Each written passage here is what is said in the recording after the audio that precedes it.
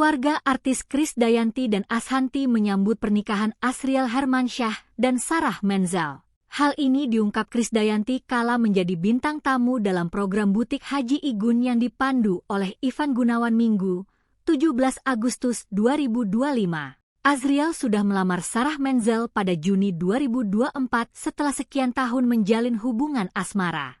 Rencana pernikahan Asriel ini pun diungkap KD membuat hubungannya dengan Ashanty dan Anang Hermansyah kian semakin dekat dan kompak. Apalagi Asriel mau menikah, jadi kita gak bolehlah menutup diri.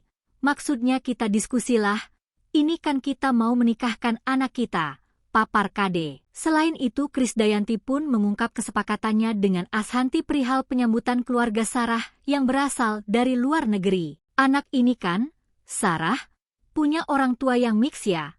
Papanya Jerman, bagaimana nanti kita welcoming keluarga mereka?